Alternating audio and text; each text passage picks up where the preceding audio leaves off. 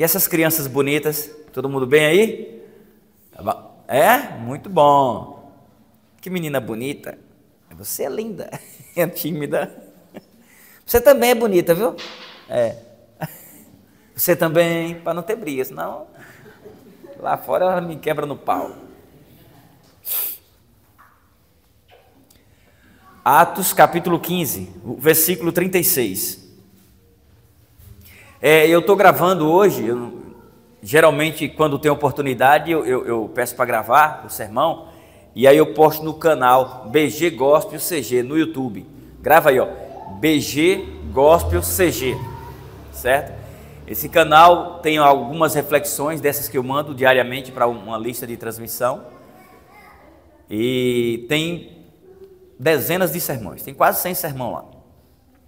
Então a gente tenta fazer o máximo para não repetir o sermão que está lá.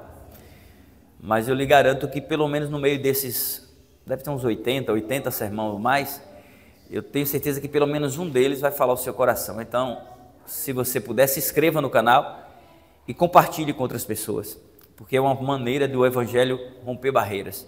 E está a passos de tartaruga, né? Ainda aleijada, porque as coisas de Deus, infelizmente, nesse mundo secular e materialista, anda a passos muito lentos. Ainda mais que nós negligenciamos, às vezes não compartilhamos, e quando compartilhamos ou recebemos, não temos tempo para assistir. Meu sobrinho, ele quebrou a perna a semana passada, eu estava até pregando em Ponto Novo, na comunidade cigana. Alguém viu o sermão? Viu? Eu preguei na casa dos ciganos, e quando eu terminei o sermão, que eu liguei o celular, tinha uma mensagem do amigo. Eu digo, vixe, ele disse, olha, teu sobrinho caiu aqui, e o SAMU está acabando de pegar ele aqui. Meu coração gelou, porque em 2019 eu perdi um cunhado, irmão da minha esposa, acidente de moto, e a gente pensa logo o pior, né?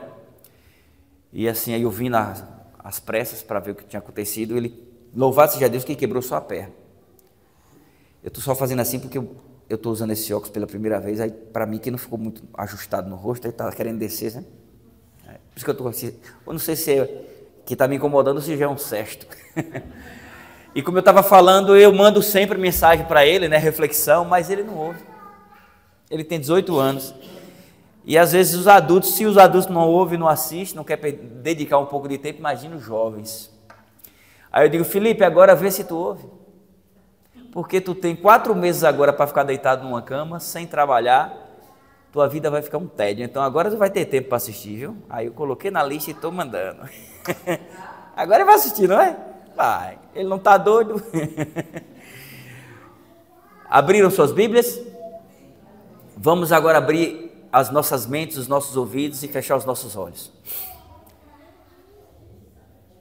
Crianças, Senhor nosso Deus, nosso Pai Criador, nosso Deus soberano, obrigado, Pai, porque aqui estamos reunidos entre irmãos para nos deleitar na Tua Palavra. Nesse momento nós suplicamos por Tua presença na pessoa do Teu Santo Espírito. Vem se fazer presente em nosso meio. Queremos Te agradecer pela vida de cada irmão, cada irmã que aqui se encontra, por cada família aqui representada. Eu quero, Pai, de uma forma especial, Te agradecer pela semana que passamos, por cada noite, cada amanhecer, cada dia vivido. Te agradecemos pelo dom da vida, pela água, pelo ar que respiramos, pela comida que o Senhor tem provido. E nesse momento, mais uma vez, nós queremos Te pedir que o Senhor venha prover aos nossos corações o alimento principal, que é a Tua Palavra. Amém. Que possamos, Senhor Deus, compreender, e ao compreendermos, nos dar sabedoria, discernimento, humildade, necessidade, Senhor Deus, para colocarmos em prática. É o que Te pedimos e honrosamente Te agradecemos. Em nome do Senhor Jesus Cristo. Amém. Queridos, essa aqui é uma história muito conhecida e eu quero que você fique bem atento para que você não perca nada. Crianças lindas e maravilhosas, se vocês ficarem bem quietinhos, o titio vai gostar, viu? Eu acho que eu tenho uns pirulitos ali no carro, não sei se dá para todas as crianças, mas acho que dá, e se ficar quietinho eu dou um pirulito. Fechou? Eu não sei se apanho do pai ou da mãe, mas eu prometi dar o pirulito, eu dou. Vamos à leitura? Alguns dias depois, disse Paulo a Barnabé: voltemos agora para visitar os irmãos por todas as cidades, nas quais anunciamos a palavra do Senhor, para ver como passam. E Barnabé queria levar também a João, chamado Marcos. Mas Paulo não achava justo levarem aquele que se afastara desde a Panfilha, não os acompanhando no trabalho. Aquele que se afastara desde a Panfilha, não os acompanhando no trabalho. Houve entre eles tal desavença, que vieram a separar-se. Então Barnabé, levando consigo a Marcos, navegou para Chipre. Mas Paulo, tendo escolhido a Silas, partiu, encomendado pelos irmãos à graça do Senhor. E passou pela Síria, a Cilícia, confirmando as igrejas. Amém? Queridos, essa aqui é uma história que muitas pessoas acham que porque na Bíblia não era para ter acontecido. Essa história nos leva a entender que os conflitos, infelizmente, eles são inevitáveis às vezes. E principalmente, às vezes, são inevitáveis entre pessoas maduras, pessoas que são tementes a Deus. Então, vez ou outra, nós iremos passar por conflitos. O tema da nossa mensagem de hoje, eu quero que você fique bem atento, é cristãos imperfeitos. Cristãos imperfeitos. Todos nós nos consideramos cristãos? Amém? Amém. Todos nós somos perfeitos? Nós somos imperfeitos. E então, só que mesmo tendo essas desavenças entre o povo de Deus, entre os cristãos, existe uma diferença. É que a diferença é que, mesmo em meio às desavenças, eles se permitem resolvê-las da melhor forma, e através da presença do Espírito Santo, os conflitos são resolvidos e a obra do Senhor prospera. Então, conflitos irão surgir na sua vida, na sua igreja, entre irmãos, no meio social, em qualquer lugar. Não existe uma promessa bíblica em que o Senhor nos prometeu que, nos tornando cristãos, estaríamos isentos de conflitos. Não. Iremos passar por isso. Agora sim, o que vai definir se verdadeiramente somos cristãos é a forma como iremos agir em meio aos conflitos. Quando Paulo, ou melhor, quando Estevão morreu, foi apedrejado, os judeus ali de Jerusalém, eles estavam meio que acomodados. Jesus havia sido crucificado e Jesus já havia ascendido ao céu e falou que eles receberiam o dom do Espírito Santo, né? O poder do Espírito Santo, e recebereis poder, eu descer sobre vós o Espírito Santo. E eles deveriam ir para Samaria, Judéia, Jerusalém, Judéia e até os confins da terra. Só que eles estavam meio que de braços cruzados, vamos dizer assim. Estavam quietos. Estou em Cristo, estou garantido, é só ficar no meu cantinho. Então, às vezes, Deus permite que as dificuldades venham para que entendamos que nosso lugar não é só parado igual estaca, não é só de braços cruzados.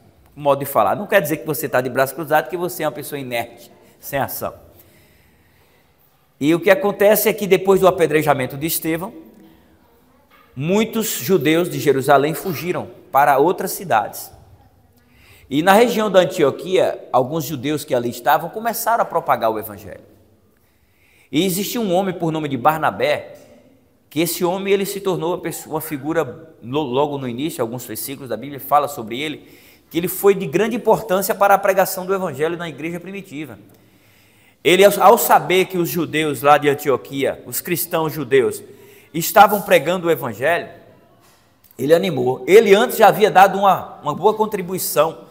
Ele havia vendido parte de sua propriedade e doado para a obra, para enviar missionários a outros países e estados, nem cidades. E então ele foi até Antioquia e percebeu que o evangelho era promissor ali. O que é que ele fez?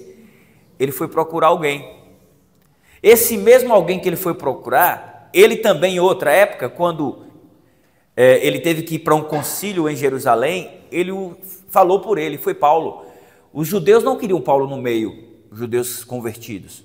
Eles tinham uma rejeição de Paulo e com razão. Paulo era perseguidor do povo de Deus. Mas quem foi o mediador? Barnabé. Barnabé contou o que havia acontecido com Paulo na estrada de Damasco e como ele vinha pregando o evangelho em Damasco, e ele havia se ausentado durante 3 anos, creio eu, e através dos comentários, fala que ele tinha, lá em Gálatas, fala que ele se recluiu, né? Se isolou durante 3 anos, creio eu, e alguns comentários, que ele estava se preparando espiritualmente, tipo passando um filme do que ele viveu, do que ele precisava viver, e agora qual seria a sua missão. E depois de preparado, se sentir na presença de Deus, ele vai a Jerusalém e Barnabé o apresenta ao grupo.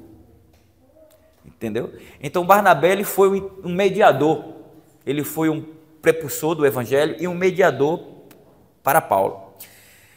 Ou seja, aqui, essa parte que fala que ele vendeu parte de sua propriedade, tá, não precisa se abrir não, está em Atos capítulo 4, versículo 36, né, ele vendeu propriedade para ajudar na obra, né? Ele apresentou Paulo aos demais em Atos 9, 27, né? E também teve um momento de fraqueza dele. Quando o evangelho estava sendo pregado,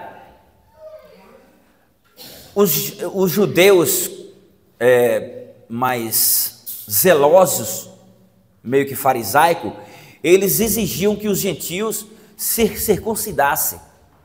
Circuncidar, vocês, creio que vocês sabem o que significa, né? Circuncidar era um ritual abrâmico que vinha da aliança abraâmica entre Deus e o povo de Abraão. Era uma marca, né, de que aquele povo era um povo escolhido para o representar diante do mundo, certo? Era uma marca da aliança entre Deus e Abraão. Um dia atrás eu estava na barbearia e alguém comentou que eu era adventista e tem um irmão lá, um senhor, não vou falar o nome dele, uma pessoa muito boa, mas ele é católico de carteirinha. Aí ele disse: você é adventista daquele povo do sábado? Eu digo: sim. Mas você circuncidou? Eu digo: não, eu me batizei. Por quê? Porque hoje a marca do cristão é o quê? O batismo. Entendeu? É o batismo. O Senhor disse para Abraão que nele, ou seja, através dele, seriam benditas todas as nações da terra, mas não era que necessariamente todos deveriam ser circuncidados. Em Cristo nós nos ligamos, somos descendentes de Abraão pelo batismo, entendeu? Aquele ritual da circuncisão era uma determinação abraâmica. Depois de Cristo, o que determina se você aceitou ser uma nova criatura é o batismo. Está vendo? Aí o que acontece? Os judeus, eles queriam fazer com que... Por que eu estou explicando tudo isso? Para você entender a história. Ainda bem que nós temos uma visita ali, se ele não dormir, ele vai entender, tá bom? Aí o que acontece, porque esse horário é bom dar aquela madorna, né? Eu mesmo, quando estou em casa assim, um horário desse de domingo, eu durmo, né? Tipo o Pedro, né? Antes do almoço, eu vou tirar aquela madorna. Aí o que aconteceu? Existia uma grande desavença entre os judeus para não aceitar a nação gentílica que não se circuncidasse. Aí ficou uma bagunça aquilo. Houve um concílio em Jerusalém para debater esse assunto, o qual Tiago foi o que decidiu finalmente. A palavra foi passada a Tiago, que nesse momento Tiago era o líder, e Tiago disse que eles deveriam ignorar essa questão da circuncisão, mas que avisasse que eles deveriam se abster de alimentos proibidos e de relações sexuais ilícitas. Lembra dessa passagem, né? Só que teve um dado momento em que Pedro, mesmo sabendo do concílio, mesmo sabendo do propósito divino, quando estava no meio dos gentios, ele era a favor de que eles não se circuncidassem mais. Mas quando os judeus meio farisaicos, que não aceitaram ainda essa determinação de Tiago e dos demais, cobravam essa questão da circuncisão, Pedro agora ficou do lado deles. E também quem? Tiago. Isso está em Gálatas 2, 12 a 13. Então Tiago, um homem de fé, um homem da pregação do evangelho, ele doou seus bens para ajudar a obra, não é isso? Ele foi intermediador entre Paulo e os demais, mas em um momento ele também fraquejou, ele foi covarde, assim como Pedro. Por que eu estou falando isso? Porque por mais que você acerte, como é seu nome, irmão? Edivaldo, por mais que você acerte, por mais que você tente ser um zeloso cristão, um bom pai de família, tem hora que você vai falhar. Está ouvindo, Elias? Por mais que você tente ser um ancião zeloso e que faça o melhor para a igreja prosperar espiritualmente e fisicamente, você tem hora que vai falhar. Paulo falhou, Barnabé falhou, Pedro falhou e nós falharemos. Mas falhar não quer dizer fracassar. Falhar não quer dizer fracassar. Falhar é simplesmente descobrir uma maneira que não dá certo. Falhar é simplesmente descobrir uma maneira que não dá certo. Depois você tenta fazer o quê? Melhor. E o que acontece? Tudo estava muito bem, né? E esses comentários que eu fiz aqui da pessoa de Barnabé, para você perceber que ele era um homem íntegro e um verdadeiro servo do Senhor. E eles estavam unidos no espírito da missão. Eles haviam feito uma viagem missionária, como eu falei. Barnabé foi à procura de Paulo e foi para aquela região da Antioquia, e lá eles pregaram bastante, fizeram muitos milagres, fundaram muitas igrejas. E aí, quando eles voltaram a Jerusalém para um determinado concílio, né, para a visita a Jerusalém, e também para prover alimento para a necessidade dos judeus que estavam necessitados, ele agora volta para... Paulo faz um convite, como eu vou dizer aqui, tudo estava muito bem, até que Paulo decide retornar às cidades onde ele e Barnabé haviam instituído várias igrejas. Não tinha nada de mais em visitar os irmãos, afinal, ambos se permitiram e foram usados pelo Espírito Santo de forma maravilhosa, miraculosa também. Tanto Barnabé como Paulo fizeram muitos feitos. E porém, quando Barnabé decide ir na viagem, aceitando ir com Paulo, porque era dupla, né? Quem foi que ele convidou para que fosse com eles? João Marcos, que é o Marcos do Evangelho, do segundo Evangelho, que na verdade, se você pegar uma Bíblia escrita na ordem cronológica, foi o primeiro Evangelho a ser escrito, não foi Mateus, foi Marcos. E esse João Marcos é o mesmo Marcos. E o que acontece? Paulo, ele contestou a presença de Marcos. Por quê? Porque tempos atrás, quando Barnabé e Paulo foi para a região da Panfilha, Marcos recusou. Marcos não quis ir. Marcos foi um desertor. Então, Paulo contestou naquele momento e houve uma grande discussão, houve uma desavença e, por fim, uma separação. O fato de Marcos ter sido um desertor da missão anterior no passado era a gota d'água para Paulo não querer mais a sua companhia. Então vai ter um momento que nós iremos falhar. Aí nós falhamos, caímos, aí nesse caso, como é que a igreja funciona? Depende da falha, uma disciplina. Em alguns casos, só uma reunião, uma conversa, uma oração, para entender que a pessoa se arrependeu, e às vezes nem requer uma disciplina. Em alguns casos, uma disciplina, porém eu falo nós porque eu já participei, hoje eu não participo ainda de reunião de comissão, porque esse ano eu não quis cargo, o meu pavio estava mais curto do que de costume, eu digo, não, é melhor eu ficar de fora por uns dias. E o que acontece, quando se decide disciplinar um irmão, que é votar em comissão e depois da igreja, bote uma coisa na sua mente, preste bem atenção. Disciplinar não é para tirar da igreja, não é para humilhar, não é para ridicularizar, não é para constranger o irmão, não. É para ele receber uma mensagem de alerta e entender que é necessária a disciplina para ele se tornar uma pessoa melhor. Você bate o seu filho para machucar, é porque com raiva dele? Não. Se você bate no seu filho no intuito de machucar, você não é mãe, você não é pai. Você é só um órgão reprodutor. É só uma chocadeira, desculpa falar dessa forma. Porque até quando corrigimos os nossos filhos, tem que ser no intuito de acolher, de preservar, de proteger. Então a disciplina é isso, é disciplinar com amor. E o que acontece é que Paulo, ele tinha seus motivos para não aceitar a companhia de Marcos, né? Marcos os abandonaram. O motivo que fez Marcos desertar da missão pode ter sido porque Paulo agora estava liderando, e antes quem liderava era Barnabé. Ou também o alvo da mensagem de Paulo, que era o quê? Pregar para os gentios. Marcos, sendo judeu, ele poderia estar com uma certa rejeição por pregar a gentios, ou talvez medo das frequentes perseguições que surgiam entre eles. Então, às vezes, quando você vê a perseguição, vai surgir ainda, não surgiu.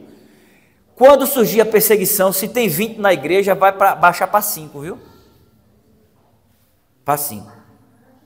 Por que eu estou falando isso?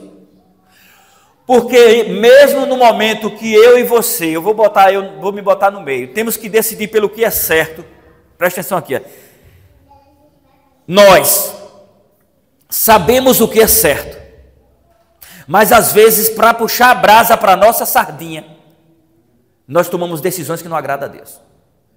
Seja por emprego, seja por um namoro, seja pelo que for. Se você é cristão, não tem negociação com princípios que não, com antiprincípios que desagradam a Deus. Ah, mas eu vou perder meu emprego. Perca o seu emprego, mas garanta a sua vaga no céu.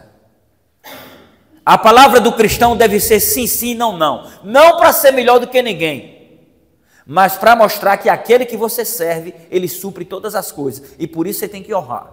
E honrar nas pequenas e nas grandes coisas. Princípios não se negociam. Eu acho que eu falei isso aqui na última mensagem que passei. Não sei por que eu repeti isso de novo. E olha que eu não conheço vocês. Mas se eu estou repetindo, é porque o Espírito Santo quer que vocês entendam. Princípios são inegociáveis. Ok? Então o que acontece? As perseguições vão surgir.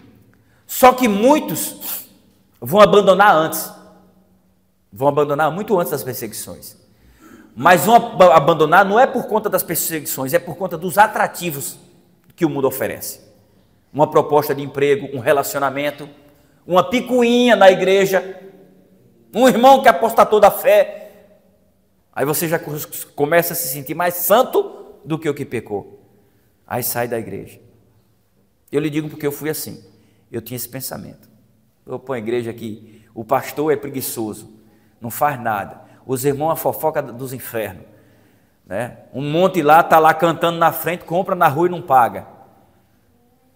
A irmã fulana de tal tinha cargo na igreja, descobriu que está traindo o marido. Se o seu pensamento, se o seu foco é esse, você vai sair da igreja. Se for para olhar para a vida do irmão que está fazendo coisa errada, você não fica na igreja. Agora entenda, isso é laço do capeta para você sair. Porque quando você sai do redil, o lobo lá fora está para lhe destruir. E você vai ver aqui nessa mensagem de hoje, que o mesmo cão, o mesmo Satanás que lhe atentava fora da igreja, hoje está lhe atentando dentro. Dentro. Paulo e Barnabé eram unidos, viviam no Espírito, e mesmo assim a desavença entrou no meio deles. Mas louvado seja Deus, que eles não se permitiram viver em desavença. E você pode ver vários relatos que nós vamos ver aqui, que Paulo menciona Barnabé, inclusive Marcos. Então, se você está de bico inchado com seu irmão, com sua irmã, não deixe que esse bico inchado continue. A gente não pode dormir com a mágoa. Dormir, quando eu digo, é dormir literalmente, ou também descer ao pó da terra. Você não sabe quantos dias se restam, nem quantos dias resta outra pessoa. Então procure se redimir o quanto possível, o mais rápido possível, enquanto há tempo. Foi zelo ou conveniência a situação? Paulo estava apaixonado pela missão, Barnabé também estava, assim como você. Tomou uma decisão porque você se apaixonou por Cristo, ou pelo menos está querendo. Você tomou a decisão porque mudou a sua vida ou porque você entende que é o certo. Paulo e Barnabé sabiam. Mas o que foi errado? Por que deu errado? E quem foi o errado nessa situação? Paulo, por ser muito zeloso e achar que Marcos havia sido irresponsável ao abandonar a missão, ou Barnabé queria também ser bonzinho demais, talvez por se tratar de Marcos ser o seu primo. Marcos era primo de Barnabé. Lá em Colossenses 4:10 fala, dá essa confirmação, né? Ou seja, por se tratar de seu primo, talvez ele quis ser mais generoso. Mas se nós olharmos os relatos anteriores, nós percebemos que Barnabé tinha essas qualidades. Ele foi à procura de Paulo, ele apresentou Paulo para os demais, ele participou da missão, assim também como tinha suas fraquezas. Então nós, infelizmente, nós somos instáveis. Tem hora que nós estamos com a fé, lá em cima, mas tem hora que está, cá embaixo. E vai ser assim até Jesus voltar. Tem hora que você quer ir para a igreja todo dia.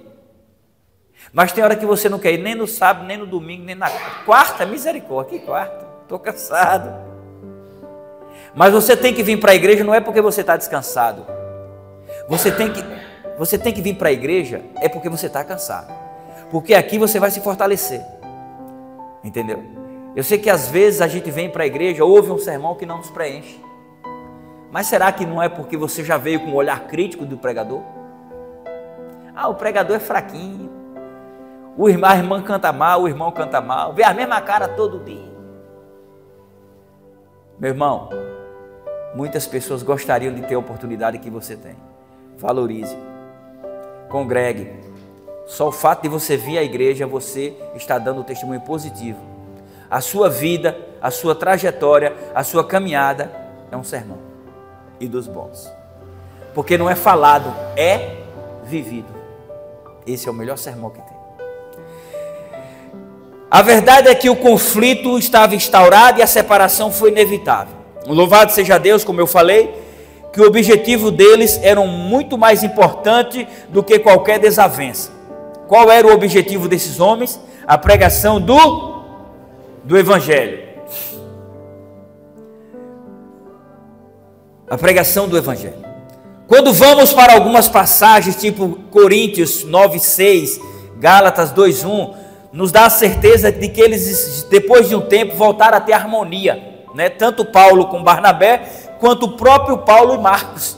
Nós vemos que ele mesmo, quando esteve preso em Roma, ele solicitou a presença de Marcos, alegando que ele lhe seria muito útil na obra. Veja que o quadro mudou, não foi? A raiva já tinha passado. Ele estava preso em Roma e ele falou através de Timóteo, segunda carta a Timóteo 4:11, que levasse os pergaminhos, a capa dele, e também que mandasse quem? Marcos. Porque ele seria muito útil na obra. Aquele que ele não aceitou no passado, agora ele queria a presença dele. Você está entendendo? Então, de repente, você está olhando para o seu irmão hoje e não está vendo um testemunho positivo. Ore por ele. Estenda a mão para ele. Não ria se ele cair. Você pode estar ocupado rindo da queda do seu irmão e cair lá na frente e quebrar a cara. É preciso ter união. Isso me fez lembrar uma reflexão que eu tenho, não sei se vocês já ouviram, que eu adaptei, que conta a história, né? Hoje muita gente usa óculos, que um certo homem, é uma reflexão, gente. Reflexão, o óculos fala, coisas inanimadas falam. E conta que esse homem foi no oculista para fazer o exame de vista, que ele estava com dificuldade para enxergar. E então chegou o dia de pegar os óculos. E quando ele colocou os óculos, como eu coloquei o meu, né, que eu tive que trocar ontem, aí o nariz reclamou. O nariz reclamou e as orelhas também. E disse, não, eu não vou querer. Reclamou com os olhos. Eu não vou querer esse negócio aqui em cima de mim. E as orelhas também. Afirmou, concordo com você. Esse folgado desses olhos. Ele agora, porque ele tem dificuldade, tem que botar esse peso nas minhas orelhas, em mim, e também você, querido nariz. Nós não vamos aceitar isso. E ficou aquela briga, aquela picuinha entre nariz e orelha por conta dos óculos. E os olhos começou a ficar triste, lagrimejando. Mas eu preciso. Não quero saber não, o problema é seu. E o homem ficou irritado com aquela discussão, tirou os óculos. O que aconteceu? Ele caiu com a cara no chão, relou as orelhas todas e quebrou o nariz. Quem sofreu? Todos sofreram.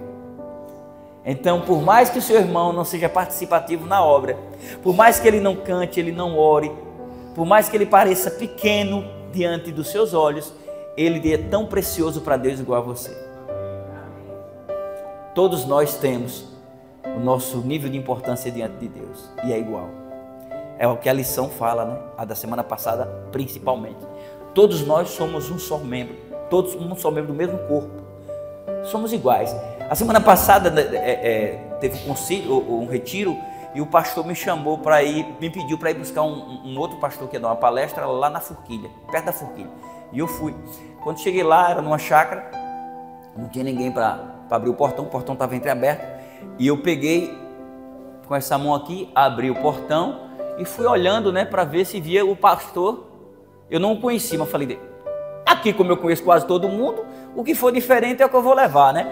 E aí eu fui olhando, girei, pá! O portão bateu, prendeu meu dedo aqui na coluna. Gente, é porque eu nunca parei, não sei a dor, mas eu acho que foi pior. Foi pior. Olha, irmão Oswaldo, doeu no cérebro. Eu digo, aí eu batei, todo mundo me olhando, que o portão bateu, pá! Aí todo mundo, eu digo, rebanho de besta, fica olhando para a dor dos outros. E eu olhei assim, disfarcei. E nisso já vinham os irmãos, irmãozinho, estendeu a mão, minha mão doendo. E eu digo, oi, irmão, tudo bem? Ô dor desgraçada. Gente, doeu tanto, doeu aquele sábado à tarde, doeu no domingo, doeu na segunda, e a unha ficou preta, aqui ficou roxo, inchando o dedo. Aí eu fui na farmácia, não, eu resolvo. Pegou lá aquelas agulhas de seringa e fez 2 furos aqui. Mas na hora que furou o sangue, ô alívio. Tá doendo um pouquinho ainda, mas tá bom. Tava preta, vai cair a unha, mas a dor passou. Por que eu contei essa história? Porque isso aqui é um membro do corpo. Eu tenho 20. Mas veja que ele se machucou. Quem doeu? Tudo. Tudo doeu. Entenda, essa igreja não pode se alegrar por a queda de nenhum. Não pode ficar feliz diante do erro de nenhum. Se você não se entristecer pelo erro do seu irmão, você não é crente. Ou melhor, você é só crente, você não é cristão.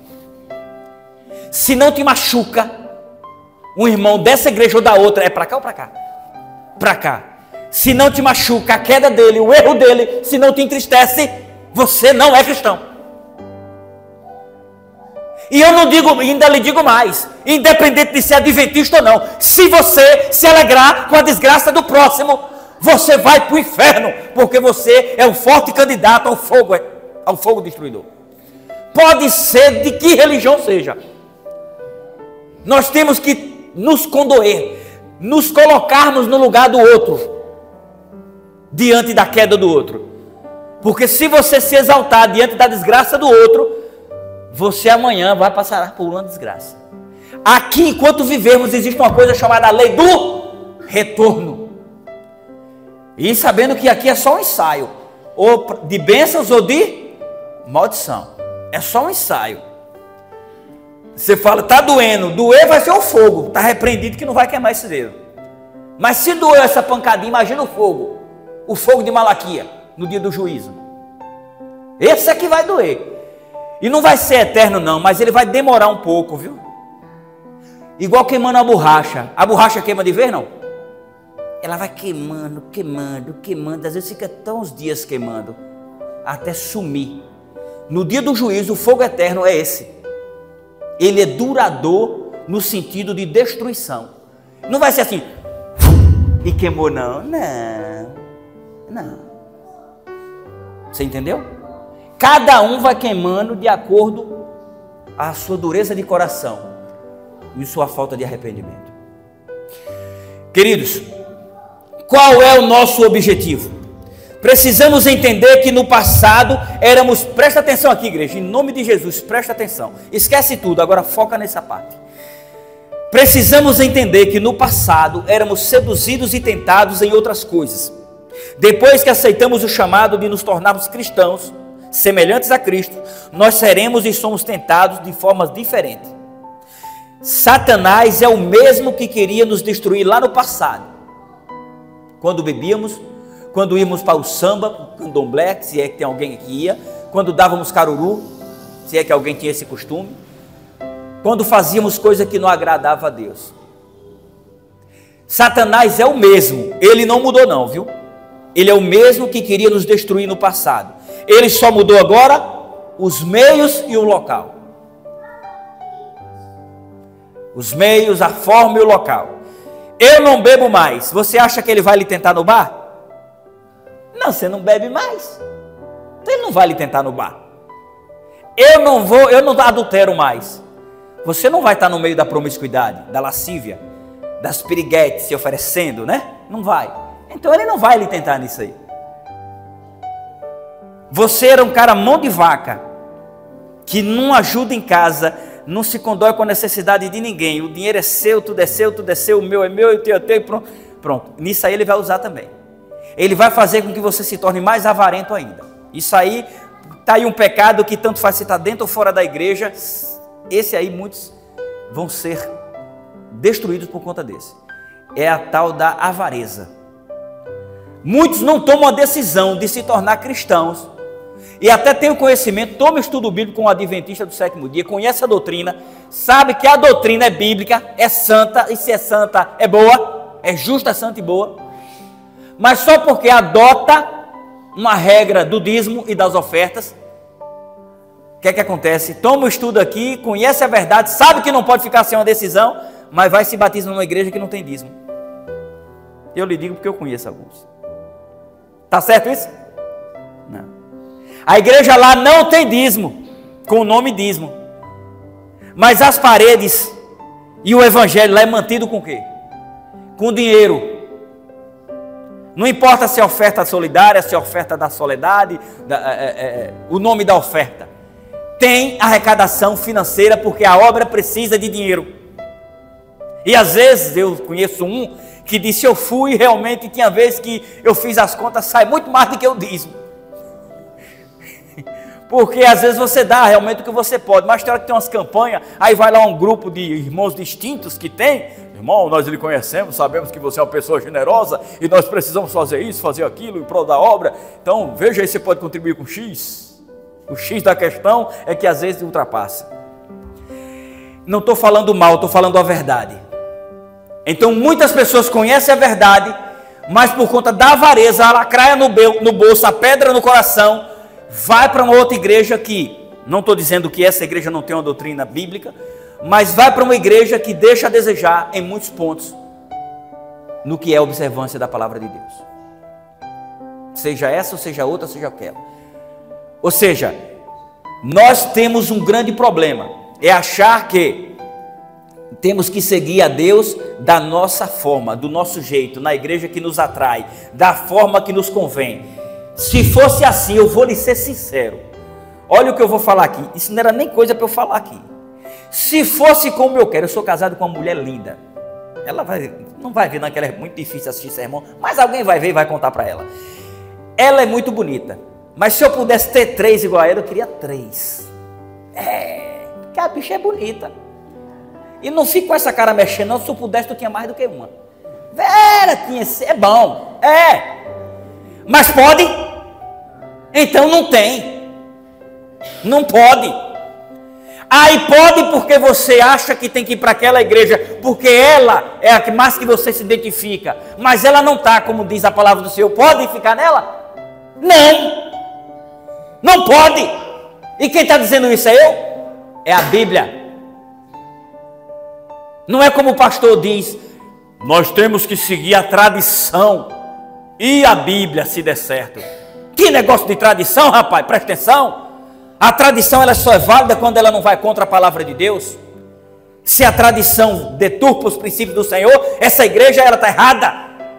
Mesmo que você se sinta atraído por ela por causa das músicas, por causa do fervor, da gritaria, da euforia, presta atenção, se converta. E vai servir como assim diz o Senhor, não como assim diz a carne. Essa gritaria toda, essa euforia toda, isso não passa de um êxtase carnal.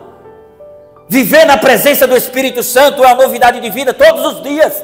Não é um momento de euforia, de dizer que está falando de língua, e foi batizado, e pelo Espírito, isso é frescura. Isso é carnal. Tem alguma manifestação dessa na Bíblia? Tem uma? Não tem. Os 3 momentos oportunos e distintos em que os servos do Senhor falaram em línguas, não foram línguas estrangeiras, foram línguas espirituais, porque a pessoa precisava no momento, aqueles lá em Jerusalém, no dia do Pentecostes, várias nações estavam reunidas, e como pregar para um povo que falava língua estrangeira, se eles não sabiam falar outro idioma? Então o Espírito Santo foi o intermediador. Pedro, João pregou, e o Espírito Santo fez com que eles entendessem. Cornélio e seus familiares falou, o Espírito Santo desceu, eles falaram em línguas. Por quê? Como uma demonstração de que eles também, por ser gentil, eram aceitos pelo Espírito Santo. E o mesmo Espírito Santo que desce sobre o judeu, desce também sobre o gentil. E qual foi a língua que falaram? Lembrando que Cornélio era o quê? Cidadão romano. E na sua casa tinha o quê? Várias pessoas que não falavam a língua judaica. Ali foi mais um momento oportuno. E aqueles que Paulo batizou e que precisavam, que falaram em línguas, qual foi o motivo? Eles precisavam entrar na Ásia, e a Ásia era outro idioma, mas eles não tinham como entrar sem poder falar a língua que eles entendessem. Então quando Paulo os batizou, o Espírito Santo lhes deu esse poder de pregar na língua que aquele povo pudesse entender. Eu não vi Jesus falando em línguas, eu não vi Paulo falando em línguas, eu não vi ninguém falando em línguas. Uma língua que se você fala, entende, interprete. É igual profecia, o profeta. Que conversa de profeta, rapaz? Bem verdade que Deus pode usar qualquer um como profeta, mas tem gente aí ouvindo, eu acompanho na internet, no YouTube, o profeta fulano de tal, o profeta disse isso, o profeta... Presta atenção, se converte. Não é porque o cara falou alguma coisa da tua vida, ou chutou o que aconteceu, e de repente aconteceu mesmo, e ele não sabia, ele falou, ele chutou, e mesmo que ele tenha adivinhado, nem todas as adivinhações vêm de Deus. A Bíblia diz o quê? Surgirão falsos profetas que até os próprios eleitos serão enganados.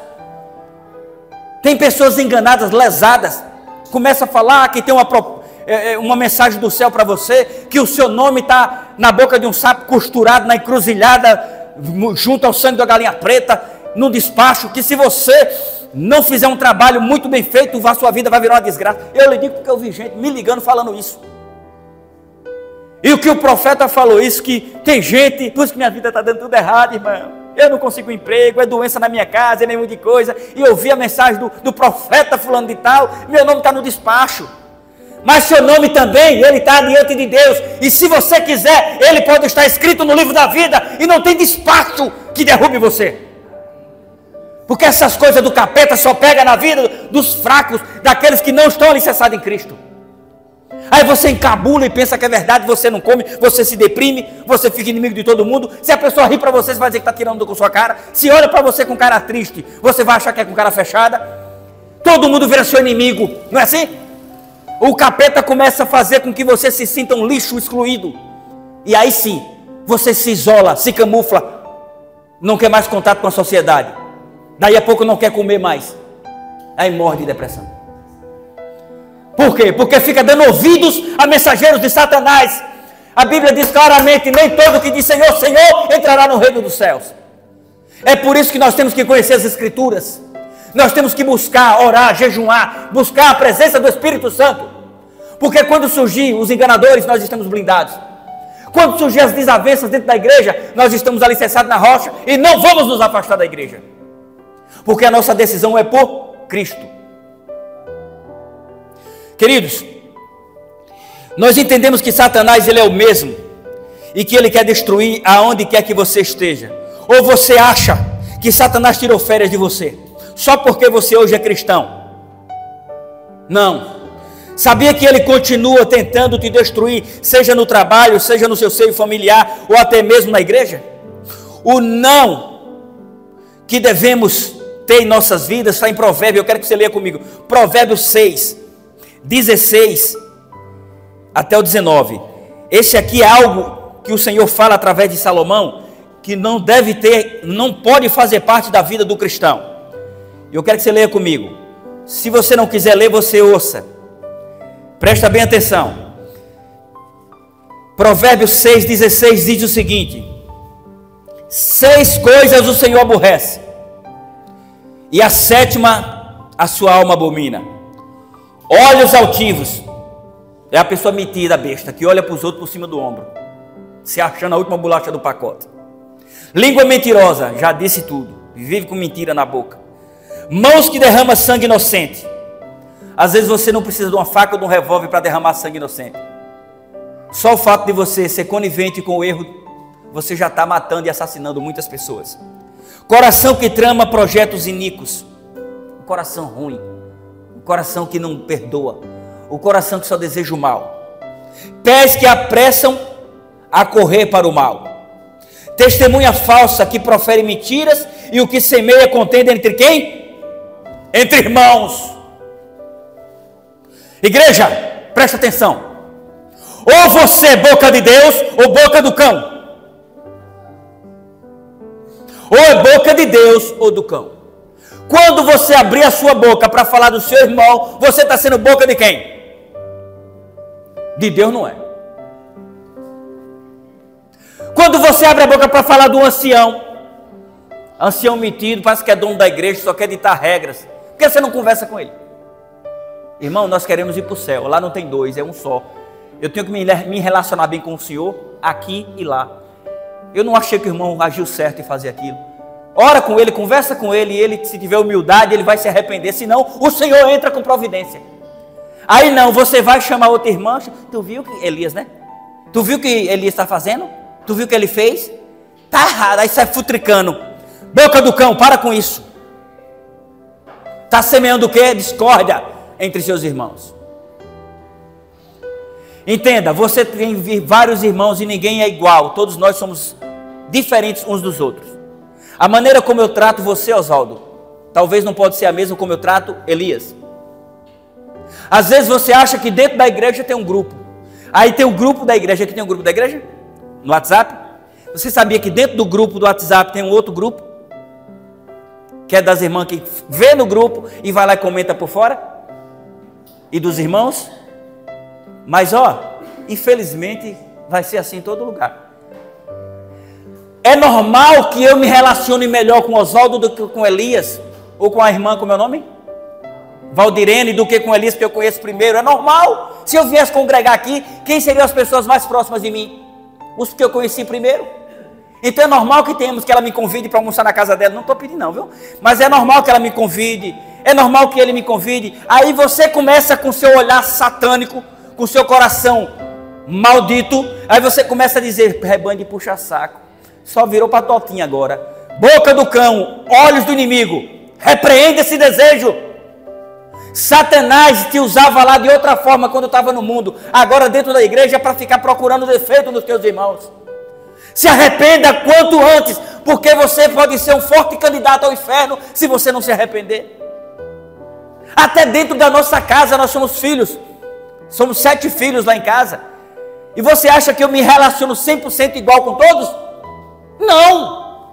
Tem um que manda mais mensagem para mim, retorna as reflexões que eu mando. Eu mando para uns irmãos que eles passam o ano e não respondem. Irmãos de sangue biológico. Eu os amo. Mas eu tenho mais afinidade com outro que me dá mais atenção. Isso é normal. Vai ser assim em todo lugar. Aí isso é motivo de você ficar futricando, fazendo fuxico, dissensões na igreja.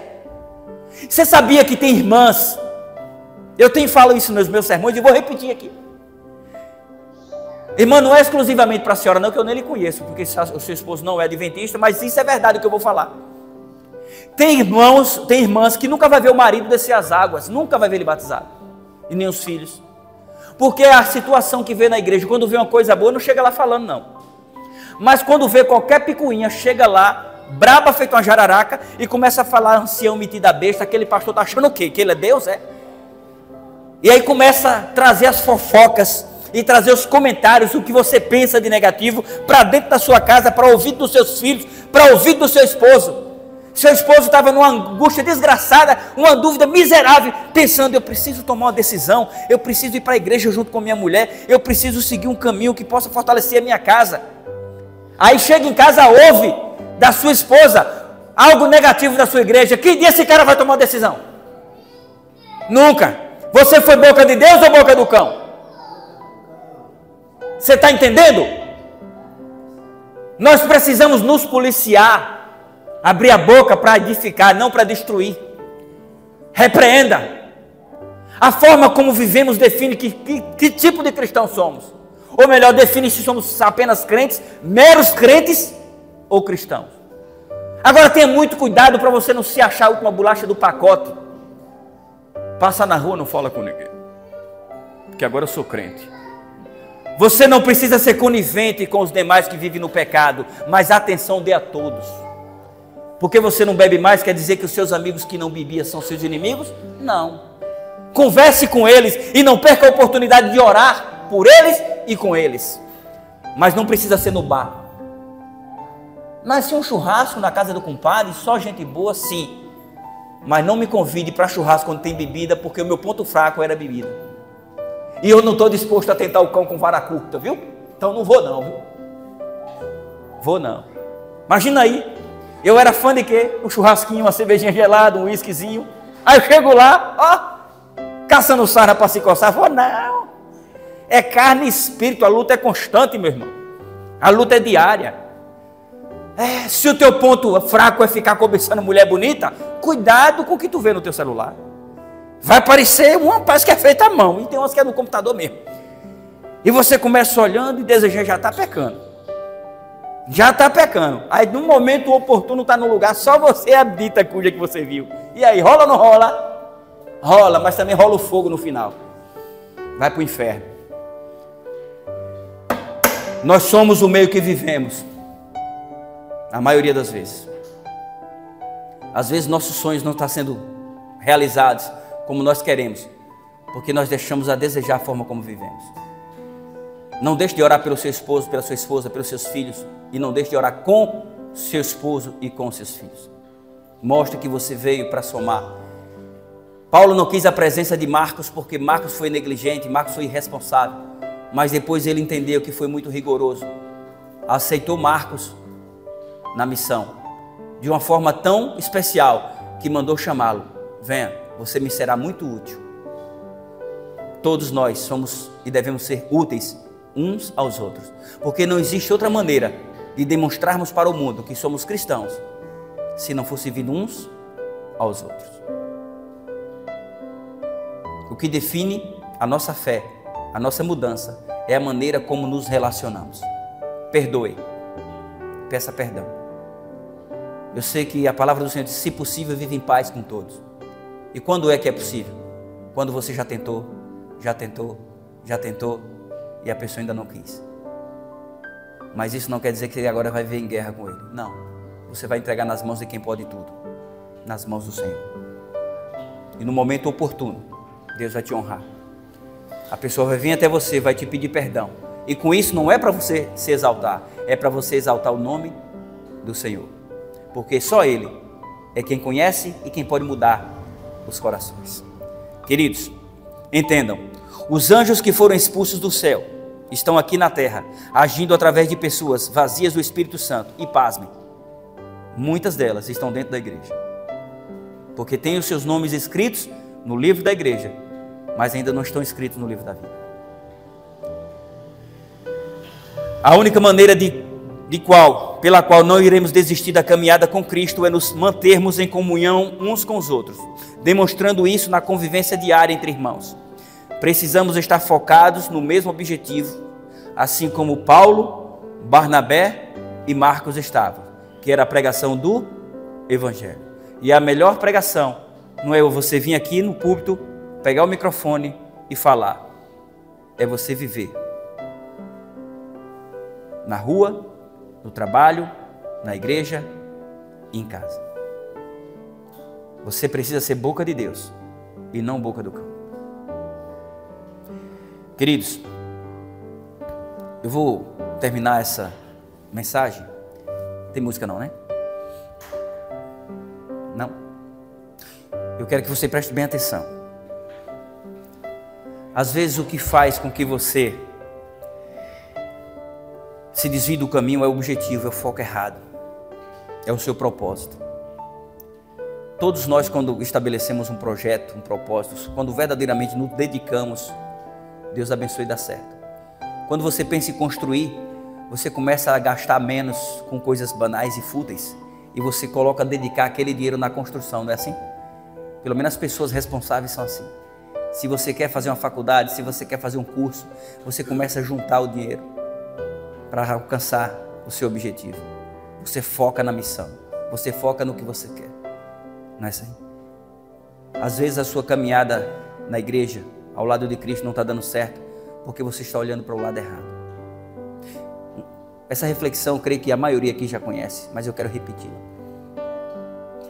Um certo jovem estava na igreja e chamou o pastor e disse: pastor, tire meu nome da igreja. Eu não quero mais ser membro dessa igreja. Mas filho, por que você não quer ser membro da igreja mais? Não, essa igreja aqui, ela está corrompida, está apostatada. Sério, sério. As irmãs estão usando umas roupas que mais parecem umas meretrizes. Usam tanta maquiagem que a gente não sabe mais dizer quem é crente e quem é do mundo. Usam as roupas tão curtas que a gente tem que virar a cara para o outro lado, porque quando olha está indecente. Não pode, pastor. Ah, tem umas irmãs fofoqueiras que só vêm para a igreja para fofocar. Uns irmãos metidos, que olha para a gente de cara fechada, atravessada, não nos enxerga. Eu não quero ficar nessa igreja, pode tirar meu nome. A gente está vendo coisa demais errada aqui, eu não vou ficar no lugar desse. Ele se sentiu santo. O pastor muito sábio, movido pelo Espírito Santo, disse: meu filho, tudo bem, eu vou tirar o seu nome dos hall de membros, mas antes eu quero te pedir um favor. Vá ao bebedouro, encha um copo com água. E enquanto eu estiver pregando na programação, eu quero que você fique dando voltas na igreja, por dentro, ao redor dos bancos. Mas eu não quero que você deixe cair nenhuma gota de água no chão. Você entendeu? Depois que terminar, o culto terá terminado, pode vir a mim que eu vou remover o seu nome. Missão dada, pastor, missão cumprida, deixe comigo. E assim ele ficou, dando volta pelo banco, através dos bancos, rodeando a igreja, com um copo na mão, para não deixar que a água não caísse. Enquanto isso, a programação foi se estendendo. Terminou o culto, ele chegou, pronto, pastor, está aqui o copo. Você não deixou cair nenhuma gota de água? Não. Por quê?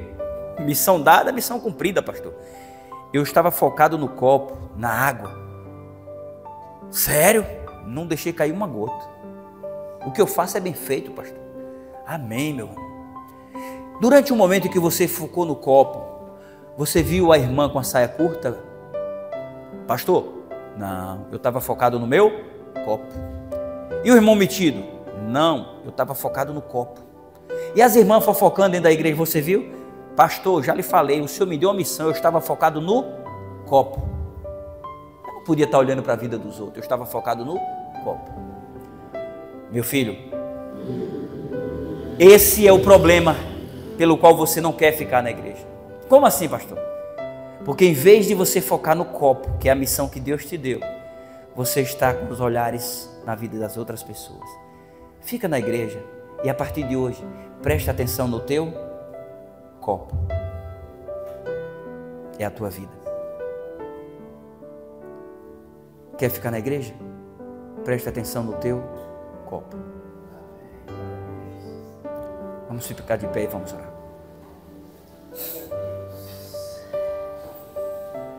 Santo Deus, nosso Pai soberano, mais uma vez te agradecemos por esta palavra.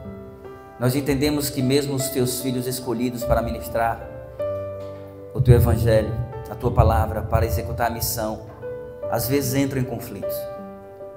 Mas quando se permitem, são alcançados por ti na pessoa do teu Espírito, se arrependem, se continuam sendo novas criaturas e faz a obra de uma maneira correta.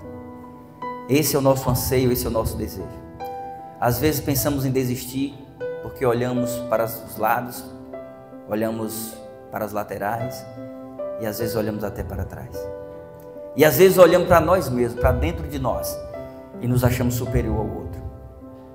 Por favor, Pai, torna tudo isso, Senhor Deus, ofusca essas imagens em nossos ouvidos, em nossos olhos, nos torna surdo para tudo aquilo que possa nos incomodar e cego para tudo aquilo que possa nos afastar de Ti.